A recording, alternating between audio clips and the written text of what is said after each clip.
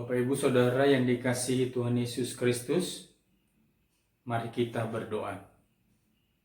Kasih karunia dan damai sejahtera dari Allah Bapa kita dan dari Tuhan Yesus Kristus menyertai kamu.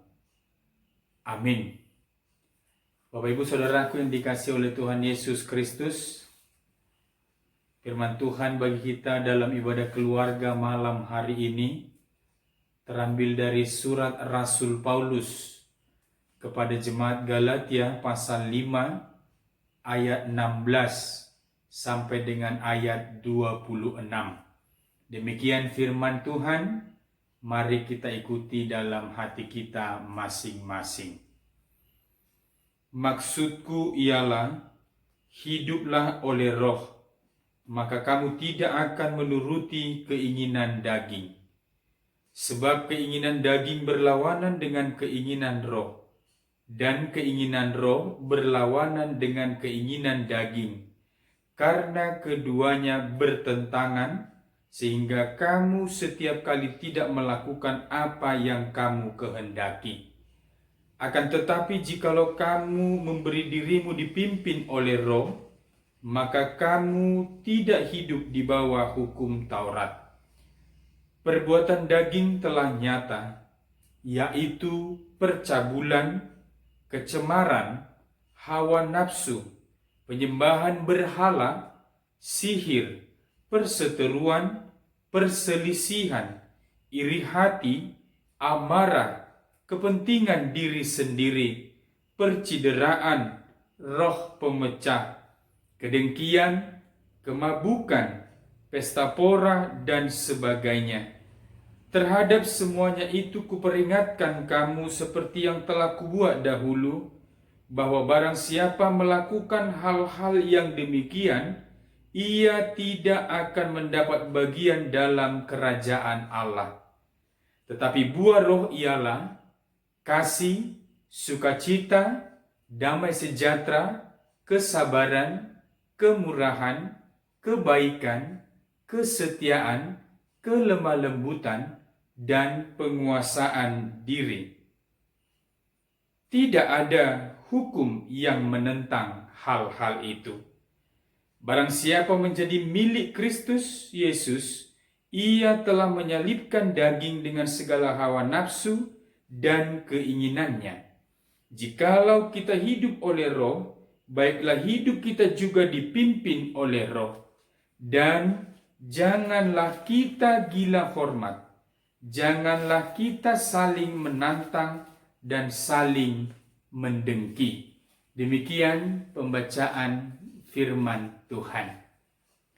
Bapak Ibu Saudaraku yang dikasihi oleh Tuhan Yesus Kristus, sebagaimana kekhawatiran kita pada zaman sekarang ini, perihal semakin menggejalanya hidup tidak benar, perselingkuhan, perilaku koruptor, sikap mementingkan diri sendiri dengan mengorbankan hidup orang lain, bahkan lingkungan, bahkan makhluk hidup yang lainnya.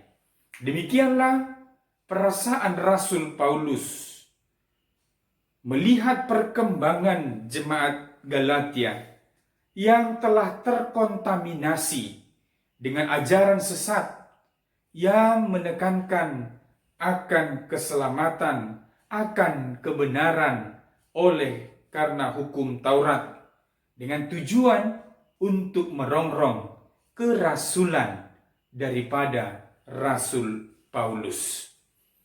Nah, oleh karena itu dalam firman Tuhan hari ini, Rasul Paulus memberikan pemahaman kepada jemaat Galatia dan kita yang hidup di tengah-tengah dunia sekarang ini, bahwa keselamatan itu bukan karena melakukan hukum Taurat, tetapi adalah karena Yesus Kristus yang memberikan keselamatan itu melalui kematian, kebangkitan, dan kenaikannya ke sorga. Nah, sehubungan dengan itu, maka ditekankan oleh Rasul Paulus melalui firman Tuhan malam hari ini, hiduplah dengan roh, jauhkanlah perbuatan daging.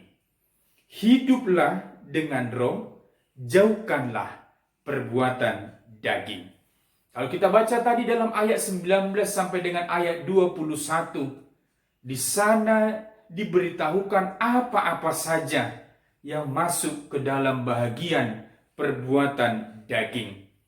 Namun sangat disayangkan bahwa saat ini, pada masa sekarang ini, justru semakin marak terjadi, memenuhi siaran televisi kita, memenuhi media massa, memenuhi media sosial kita, di gadget kita, bahwa semakin marak terjadi perbuatan-perbuatan yang memenuhi keinginan daging. Mengapa hal itu bisa terjadi? Karena sulit kita untuk mengontrol keinginan daging kita. Sulit kita untuk mengontrol diri kita, sehingga semua dilakukan demi memenuhi keinginan dagingnya. Itu tadi yang kita baca dalam ayat 19 sampai dengan ayat 21. Namun Bapak Ibu Saudaraku yang dikasihi oleh Tuhan Yesus Kristus, peranan kita sebagai orang-orang percaya janganlah sampai hilang. Peranan kita sebagai orang-orang yang mengikut Kristus jangan sampai hilang. Walaupun ada banyak orang yang sering kehilangan akan identitas dirinya, bahkan sulit untuk disadarkan. Namun, sesulit apapun, sudah menjadi tugas dan tanggung jawab kita sebagai orang-orang percaya untuk memberikan edukasi, untuk memberikan pendidikan kepada orang-orang sekitar kita, untuk menyadarkan mereka akan perbuatan mereka tersebut. Bapak Gereja Agustinus pernah mengatakan, cukuplah nyalakan lilinmu walau kecil, maka kegelapan akan lenyap. Cukuplah nyalakan lilinmu walau kecil, maka kegelapan akan lenyap. Makna yang paling dalam dari ucapan tersebut adalah banyak orang mengharapkan perubahan dilakukan oleh orang lain, tetapi tidak terjadi. Kenapa, Bapak Ibu Saudaraku yang dikasihi Tuhan? Karena pada dirinya sendiri dia tidak melakukan perubahan itu. Nah, oleh karena itu kitalah yang terlebih dahulu harus berubah. Maka orang lain akan bisa mengikuti kita. Jangan pernah berpikir untuk merubah dunia, tetapi terlebih dahulu rubahlah dirimu, agar orang lain bisa mengikuti apa yang engkau lakukan. Bapak Ibu Saudaraku yang dikasihi Tuhan Yesus Kristus, walaupun sesungguhnya itu sulit untuk dilakukan, tetapi kita harus meyakini bahwa kita pasti bisa bersama dengan Tuhan. Ketika kita melarang orang lain untuk tidak melakukan perbuatan keinginan daging, walaupun tadi dikatakan sangat sulit untuk merubah itu, tetapi kita sebagai orang percaya yang sudah terlebih dahulu melakukan perubahan itu, yang sudah terlebih dahulu menjauhi perilaku yang tidak baik itu, perbuatan yang berlawanan dengan keinginan Tuhan itu, maka yakinilah orang lain akan mengikuti diri kita. Orang lain akan mengikuti kita dan melakukan yang baik. Saya pernah mendengar syair lagu yang mengatakan, kumulai dari diriku sendiri untuk melakukan yang terbaik. Kumulai dari keluargaku. Dari perkataan itu, kita mau diajak bahwa mulailah dari skop terkecil, mulailah dari diri kita, dari keluarga kita, sehingga kita bisa membawa perubahan kepada orang lain. Bapak Ibu Saudaraku yang dikasihi Tuhan, setelah Rasul Paulus menerangkan tentang perbuatan daging, dia tidak berhenti di sana, tetapi dia menekankan ayat 22 sampai dengan ayat 23 itu. Kehidupan orang-orang percaya untuk hidup di dalam roh. Dan itu terlihat dari buah-buah roh yang lahir dari diri kita, yang kita lakukan di tengah-tengah kehidupan kita. Tadi dikatakan kasih, sukacita, damai sejahtera, kesabaran, kebaikan, kesetiaan, kelemah lembutan, penguasaan diri. Saya meyakini kita semua tahu isi daripada buah-buah roh ini.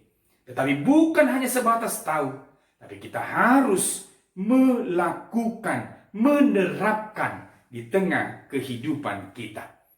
Kesembilan karakter yang ada di ayat 22 sampai dengan ayat 23 ini adalah sebagai penanda hidup beriman orang-orang percaya yang sesungguhnya membuat kehidupan manusia semakin bernilai. Kita tidak perlu menunjuk satu bangsa, kita tidak perlu menunjuk satu negara yang hidup dalam kondisi seperti ayat 22 sampai dengan ayat 23. Tetapi sebaliknya, kita mengetahui semuanya itu dengan bertanya, apakah kita bisa digolongkan sebagai orang beriman atau tidak. Jadi berkaca pada diri kita sendiri. Sebagai orang Kristen, apakah kita sudah menghidupi pola seperti yang diinginkan Tuhan melalui surat Rasul Paulus ini? Ataukah kita melihat kondisi kehidupan masyarakat sekarang yang melakukan perbuatan sikap yang tidak baik, di mana dipenuhi sikap mudah curiga, tidak sabar, senantiasa maunya berkelahi, tidak ada kedamaian, bahkan satu dengan yang lain saling menantang siapa yang lebih kuat, saling mendengki. Apakah itu yang diinginkan oleh Tuhan dari kehidupan kita? Sesungguhnya tidak. Itu makanya ayat 24 menegaskan tadi di dalam pernyataan, barang siapa menjadi milik Kristus Yesus, ia telah menyalibkan daging dengan segala hawa nafsu dan keinginannya. Penekanan ini, Bapak Ibu Saudaraku yang dikasihi Tuhan Yesus Kristus, mau mengarahkan hidup kita. Janganlah kita memilih hidup di dalam daging. Walaupun itu menarik, walaupun itu enak bagi banyak orang, tetapi itu bersifat sementara. Melalui renungan malam hari ini kita diajak, kita diarahkan untuk hidup di dalam roh. Dan itulah keinginan daripada Tuhan Yesus Kristus dalam kehidupan kita masing-masing. Pilihan itu tentu berhubungan dengan apa dan bagaimana hidup kita setelah kebangkitan. Setelah kehidupan yang pertama ini. Dibandingkan ayat 21. Tuhan begitu tegas mengharapkan perubahan di dalam diri kita. Maka jangan menunda lagi. Sebab Tuhan benci terhadap perilaku yang dikuasai oleh keinginan daging. Ingatlah peristiwa Sodom dan Gomora. Ketika Allah menghukum Sodom dan Gomora oleh karena perbuatan daging. Nah, oleh karena itu firman Tuhan dalam Ibrani 3 ayat 15 mengatakan, pada hari ini, jika kamu mendengar suaranya, janganlah keraskan hatimu seperti dalam kegeraman. Oleh karena itu, mari hidup di dalam roh.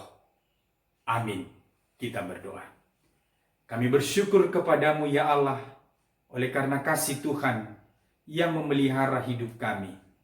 Terima kasih Tuhan, jika pada malam hari ini kami boleh mendengarkan firman-Mu dalam ibadah keluarga. Tuhan, Engkau mengingatkan kami melalui Rasul Paulus kepada jemaat Galatia, agar kami menjauhi hidup dalam daging, tetapi kami, Tuhan, inginkan hidup di dalam roh.